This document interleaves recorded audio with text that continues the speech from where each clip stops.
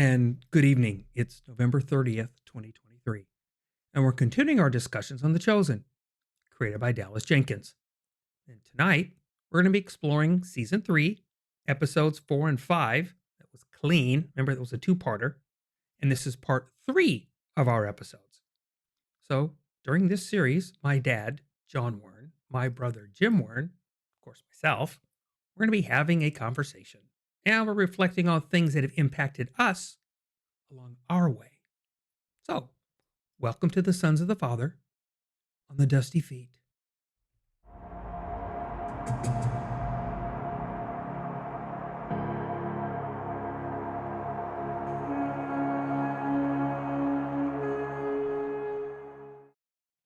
And before we forget, if you find these kinds of podcasts useful, then please click the subscribe button. Reminders are just there to help you. But also, if you think that these might be useful to others, that's when you click the like button, because that is the way that YouTube chooses to share these to more people if they wish.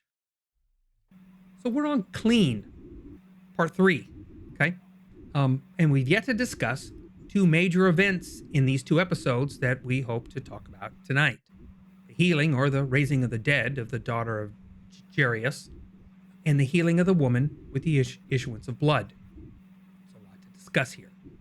So with that, okay, guys, let's chat. Daddy-O, what hit you leading into those anyways? Well, I just watched it again, and there's like in all the other issues, there's so many different things. But I thought about uh, Gaius and Peter working on the well, and I thought they're building this relationship. They didn't even know they could, and they didn't know that the other one liked them. And I remember when one day a guy I hung out with, we were in the same car club when I was very young, and he walks in my salon, and I guess his name's Gus, and he says, "Yeah, I heard you had this shop, and I wanted to come in and get a haircut." And I started talking to him, and I said, "Never thought you liked me." And he says, "Well, I never thought you liked me." And that was our opinion when we were younger, and based on no reason other than our own feelings. And I think that's what Peter and Gaius are going through. And as this unfolds, this episode, I think you see some of that in the, the relationship of Mary and Tamar, and working with Zebedee and his orchards, and all. They're building relationships, which is what we talked about last time. About that was, I think, what Jesus had in mind was they needed to build these relationships after he's gone. They can't be built around we're following you. They got to be built around what each one of us thinks of each other. And the as the story goes on, you see Jairus with his daughter who dies, and he's never met Jesus. The woman with the flow has never met Jesus, but they're pursuing him because of what they heard about him. It's the same thing with me when I started to pursue Jesus back in the 60s. It was because of what other people, Harvey and Sam and some of the other guys, talked about him. I wanted to know this person. And because of what they say he did for them, I wanted those changes. They wanted physical changes. With me, it was emotional and mental changes. But I see that that's, in my opinion, that's what is happening in this episode was a whole lot of relationship building. And so as we go on, I got some other thoughts. But Jim, what do you think? You're right. There was still so much in this episode. Um, I loved the fact that, and you brought this up, Dad, before the broadcast started. Um, the disciples at the table when Jesus was talking, and they're like, I forget who was said, "I'll be the first to admit I don't understand what you're saying," Yeah. and they didn't get it, and we know they weren't the only ones that didn't get it. A lot of people didn't get it. They were at least just being honest about it. And if we were honest, I think we'd say sometimes, "God, I still don't get it." Um, Yeah. but then you got Jarius, who I love when he goes to Yosef, and says, "Hey, you know where this guy's at?" And they take him, and they end up getting face to face with Jesus. And the first thing he says to Jesus is, "I know you." And that when he said that, it just hit me. He said, I've studied and I've read, and it's like, here's a Jewish leader who's read the scriptures, who's read the accounts of Jesus, and he's putting two and two together. And where the disciples don't get it, Jarius is saying, "I get it. Jesus, I see you." And Jesus all along has been saying to everybody else, "I see you." You know, to every single person who's been marginalized, he says, "I see you." And this is the first time I think someone has said to Jesus, "I see you." Hmm. I just think of what that means to God the first time we go, "Okay, God, now I realize who you are, and I want to follow you. I see you, God." It was such a powerful thing to me. And then, of course, he's trying to convince his wife, "Trust me, this guy knows what he's doing." Um, Even the woman, with the issue of blood, she didn't know Jesus. She was hoping that Mhm. it would work, but she wasn't confident. Jarius was confident Hmm. that it would work, because of what he knew about Christ. Right. I should say Jesus. He didn't know he was the Christ at the time. Right. So anyway, so that was probably the biggest thing that impacted me. There's more. Oops, sorry. There's more there. We can talk about that. But Bob, how about you? No, your point about him noticing. Remember, we have a handful of characters Mhm. that we don't expect in the stories Right. that make the point. We have the Samaritan woman up north that gets it. Mhm. Okay, we have Jarius, a scribe, that gets it, and they talk about this. So these are in the deal, and then we're going to have a Roman centurion. I think we know who it's going to be, but we Mhm. have a Roman centurion with the same point. All of them seem to see him. Okay. Um, to the fullness of what they see is still a great discussion. But Yeah. the fact that they're seeing him, Mhm. unlike some of the others around that are just not grasping it for the way. Now, to be fair, their grasp of when they talk about Mashiach, when they're talking about Messiah, Mhm. okay, their expectation is if that is the label, then they're expecting to him Right. to kick Rome's butt. Okay, it's not. We know where that takes us, and there's no indication. He gives no hint that that's the point. He keeps telling them otherwise. Mhm. Those that still don't know, he said, maybe they're not getting it. Maybe is that if you have a paradigm that he's supposed to be this, right? He's supposed to be things with kicking Rome out. Then maybe what he's doing is what they're not getting. Not the Right. fact that he's doing it, the Mhm. fact that what does that have to do with getting rid of Rome? And you get that on an occasion. You actually get that statement where he goes, "What we need to do, there's other things we need to be doing," Mhm. because again, they think kicking Rome Yeah. out's the deal. So why are we messing with these people as much? We can get to that. Rome we need to get rid of first. Right. So we have a paradigm shift or challenge that we have that the other people maybe are not handicapped by. And he starts to address that with the wineskin. He Mm-hmm. says, "I've got a new message here that's not going to fit into your old box, There you go. and we got to think Yeah. outside the box." Yep. How And the Yep. many wineskin times have we I seen that in our lifetimes? yeah. And he How loves many that picture. times have we seen that? Yep. Yeah. Yeah. When Bob and I were talking this afternoon about that, what the first church that you guys invited Mom and I to, Mhm. and we were our following somebody was completely different then Yeah. than what I'm looking for now. Mm-hmm. And that was the magic man up on the stage, the perfect person, the one we wanted to be like. Right. And then I met him and Yeah. found out that he wasn't so perfect, and that scared me. And it should, but that's we change. Yeah. So everybody that's why would we think they wouldn't change? Yeah. Mhm. And the people that right now that are watching and listening to this, we're asking them possibly to change some of the things that they've believed in for a long time. But that's what Dallas puts out to us. And that's what Yeah. I liked about this series. Yeah. There's there um I think maybe sometimes we need to remember that they're in that struggle. And and we're reading the story about them. We Mm-hmm. have them as the Big 12.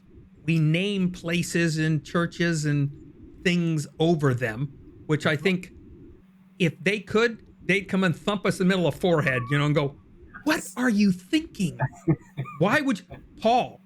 Mm-hmm. I guarantee you, this is a guy doing it. I guarantee you, Paul would just Yeah. flicking foreheads left and right. What are you guys thinking to name stuff me after me like this? Mhm. That is not what I taught you." You know, and and that they would go. Okay, great points, Pop. Great point, because that relationship part is going to be what we're going to see develop as it goes, and that's what he does. So the nice transition. Let's go to Jarius. So he has this relationship with um, um, Joseph. Joseph. Mm-hmm. Okay, so it's a scribe and a Pharisee, and Mm-hmm. they do that little dance like we talked about last week, that they're figuring out that they're both comfortable talking about this belief part, and then how they're going to try and handle this. And then a very real situation comes up with Jarius and his daughter. So he says, "My daughter's dying. The doctors can't fix her. Take me to him." Because from what I've heard and been documenting and been reading is that this man is, I believe, can do this if he Right. wants to. So chase him down. Of which then we talked about briefly last week, that they're knock on the door expecting to see Andrew, and we see Judas going, uh, uh, uh, Not this saying anything. down the street, as best I can get. And Mm-hmm. so that's where we see the run. That's where we start. We're going to see a massive intersection here. Yeah. We start with the crowd. So, Dad, how did that take you from that discussion, and then they make this run, and Jesus starts a walk because they rush in and find him and ask him. They start the walk. Well, just like you guys, I'm sure it reminds you of some things where they were in total chaos trying to get through that crowd and people coming in, which is what I saw happen. Johnny was speaking in Romania one time. We went up, and Judy said, "Form a circle around her." When she was done talking, what are you talking about? And they just fell on her, trying to get her attention. And she wasn't healing anybody, but she had this message. Same thing there. They were just crowding around him, hoping to hear from him or learn from him or that he would heal them. Mm-hmm. And so it was chaotic. So when the woman touched him, it changed everything. And then, who touched me? And everybody kind of backed off, and then they got things. So that's the way it can get sometimes. It can get crazy the way our minds go when we hear so many things instead of, Bob, which you're a big advocate of, getting into the scripture ourselves and reading for ourselves, communicating with God ourselves, talking with him, praying to him, all those things that where we have our own relationship. That's what um, Jairus cut through everything and said, I, I know you can help her. Would you? And Jesus makes the comment, he's never heard me speak. And yet he has this faith in me. And then he starts going, and then things get orderly, and he goes to the home, and you know what happens there. I'll let you guys talk about that if you want or whatever. Anyway, I just so many things that you can think about when you were watching what was happening in those scenes. Hey, Jimmy, what? I think it's kind of like we've talked about the fact that I can see a little bit of myself in each of the disciples or the followers of Christ, different aspects of how they are approaching him, connecting with him, relating to him, whatever. And I think the same thing as I'm watching that crowd. You know, you're seeing desperation. You're seeing disciples trying to be protective. You're seeing, Jairus trying to get him to his house as quickly as possible. And then you've got the woman with the issue of blood, absolutely desperate to get just to touch, the tassels, and that's all she wants, and you see Gaius kind of watching the whole thing, unfold. And you got one right there. And that's funny. I mean, literally, it's exactly like the one. Um, I'm sure there's meaning for each one of those sections on there. So at some point, maybe you should find out. But and then you've got, like you said, the crowd of people either wanting to hear, wanting to see, or wanting to be touched. And so you've just got literally this multitude of everybody's got a different thing going on. And Jesus did. I love the way um, uh, that they did that scene. No, there's nowhere in Scripture that Jesus said, "Okay, everybody, back off." We we don't see that in Scripture. Is that consistent with Jesus? Yes. It's like, I care about all of you. I'm going to get to all of you, but I have something important that I need to take care of now that is time sensitive. Everything else here is not time sensitive. And so on we go. And that to me just shows the heart of God, in that sense of it's important but not urgent. So let's deal with the things that need to be addressed. Yeah, it's interesting. We have. I don't know anybody's gone through Covey's, Covey's things, and a lot of people haven't, and I guess that dates you, in the Covey thing. But that ABC priority thing, but that priorities can shift, right? You putting gas in your car is a D, but as soon as you hit to empty, it becomes an A, right? Those things shift. Okay. So when we have the lady with the issuance of blood, okay, and I love her character, and when she realizes that because she doesn't even get when she's talking to Eden, scrubbing her clothes down by the river, that Eden could have introduced her, but that wasn't a discussion. Why? Because Eden's in her own little conundrum herself, and she's not seeing it that way. Yeah. So it doesn't happen. So it's not until the guys stumble across her, they realize they can take her to him. And then she understands her communal limitations. Right. Understand, this woman hasn't been to synagogue in, what'd she say, 12 years was the story, I think it goes in the deal. So at least that long. Could have been more. But let's take that. So she has been isolated and separated and outside the norm of society for that whole time. She sees an opportunity for inclusion back in community. It's not just healing. It's not just heal me from I have a head cold, fix it. We're talking about somebody that has lost connection with community. Right. Gone.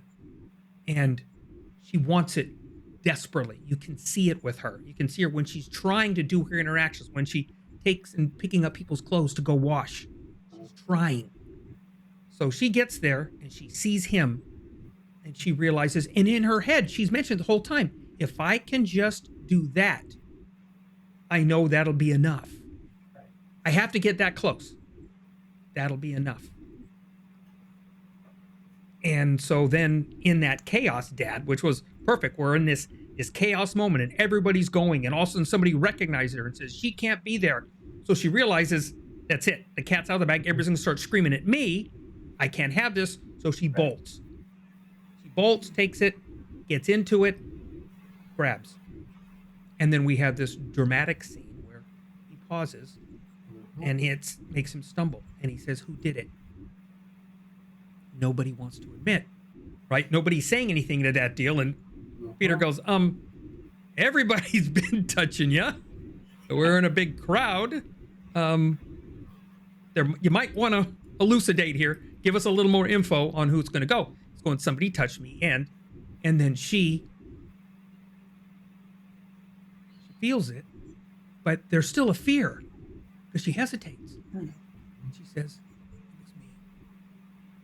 And she's sitting on the ground and she's crumbled because she knows she's exposed. She's exposed. Everybody around her, there's shame laying in the dirt. And the crowd, automatically from the guys, they're ready to toss her on her ear. The scary part and the interesting part is, but they know they can't touch her only because they don't want to be unclean until they're. You know what the funny thing is? That's not a sin. It's not. But they got there because they didn't want to be unclean till sunset. That's all it says. Is that go wash, and at sunset, you're fine. You can go back into your house. Go clean yourself, go wash, and then go back. But they drew it into, I can't even connect with them. Right. That's terrifying to me. And so she gets it, and that's when Jesus says, that's the I see you moment with her, right? Sees her. And he goes, she's issuance of blood. And he goes, but she's not unclean. She's clean. Kind of have a problem here because she's not. Look.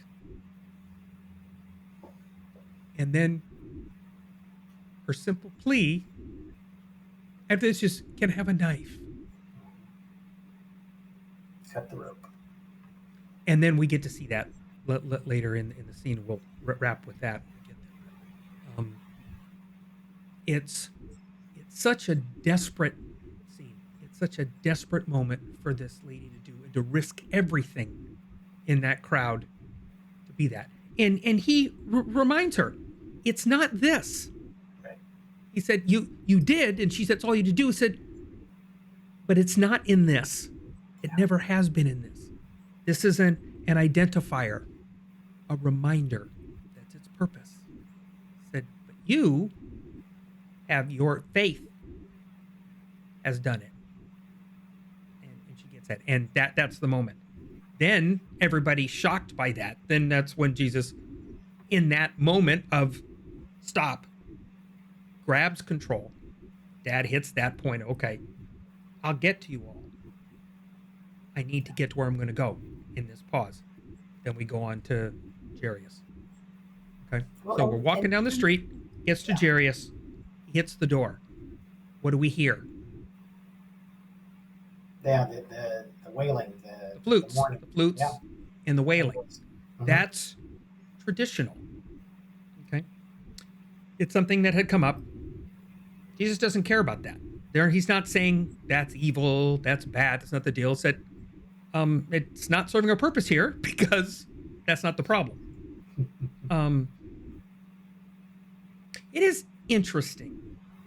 I'm going to throw it out there. You guys can put your comments on it, which is fine, because Jesus, he raises Lazarus from the dead. We get this point, but he made the point of saying she's just sleeping.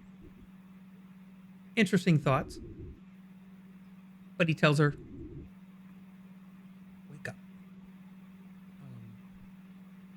but not before sending out the wailers and the flute that we see are obvious fakes, hired actors for a role, disappointingly enough. But Mom and Jairus and the people in the room. So, Dad, how did that whole with Jarius believing it was going to happen, but he still needs to see it happen. Yeah, it reminded me a lot of. I spent a lot of time in Africa, as you guys know, in Ghana. They still hire people to wail at funerals Mhm. and to make up that they play music and they sing and they make a big deal. And um, a Jesus encounter with them was a little different than his encounter with the Pharisee, because the Pharisee was get out of here, and he kind of pushed him aside and went in, and is he his whole approach was so tender with the family Mhm. and so caring, and said to them, don't tell anybody, that she was asleep. You don't tell them that we raised her from the dead or whatever. But he didn't, he don't have any faith. He didn't attack them, or even, everything he said was like the woman with the flow. Everything was precious and caring and loving, and building up of them, which he wasn't with the Pharisee. He shut him down. So, Mhm. your thoughts, Jim? I loved that the way they interpreted the phrase that Jesus says, "This is little lamb," which is the wording, because depending on your translation, it Yeah. can mean something other than that. But it Yes. was a precious term of endearment, Mhm. and so some would say lamb, some would say child, Right. whatever. But it's something Yeah. close, and Yeah. again points back to Passover days of that lamb that you kept with you for a long period of time, and it became more like Mhm. a pet rather than just a farm animal, Yeah. and that there was loss there when there was sacrifice, but there's recollection of that. Lamb was a very important wording, Oh um, yes. and so just the preciousness of this child. It wasn't just a kid. This was Jarius's and his wife's child, and he recognized her as that and Yeah. addressed her in a way that made them feel safe that he was doing something there. And it was just so tender and intimate, Mm. um, in that whole healing, which I think it was beautiful. But so again, just the way Jesus does things, it was so good. Yeah. There's he he has so many of these moments, and Dallas, they write this in, obviously, from the script's going to go. And like you said, we get the verses, but there's a whole story wrapped around it, and I do like the way that they portray him in this regard. And it's those that intimate, close, caring. And this one, he's like, you got to keep this kind of quiet. How hard is that going to be? Um, you can tell him she was sleeping or she's sick or about something, but just we need to keep this because the town knows they hired mourners and wailers. The story's going to get out, but I don't need you. It's not time yet Right. to have that story get out. So we have this nice intimate moment, and he gets it. We bite, and then he walks out the door, right? And the Pharisee and the group there, then they realize you have touched a dead body. Okay, you've touched a dead body, and the woman with blood, right? Mhm. So you're unclean. You need to go wash. And he says, well, they're not dead, Mhm. and she's not unclean. So we have this challenge.